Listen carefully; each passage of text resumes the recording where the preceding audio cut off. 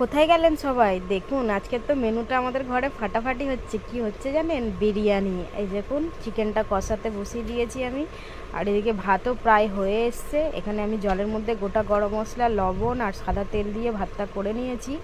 সাদা তেল অবশ্যই দেবেন, নাহলে চালটা সেটে সেটে যায়, মানে তার জন্য সাদা তেলটা দেওয়া।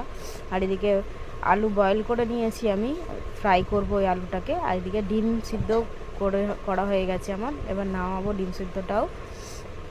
বিরিয়ানিতে ডিম না হলে ভালো লাগে না আমাদের কারোরই, তাই ডিম সিদ্ধটা করে নিলাম তিনজনের জন্য তিনটে। আর এইদিকে রায়তা করেছি। বিরিয়ানি তো রায়তা ছাড়া অসম্পূর্ণ, মানে আমি তো মানে বিরিয়ানি হলে রায়তা তো আমার লাগবেই, কোনো ভুল নেই।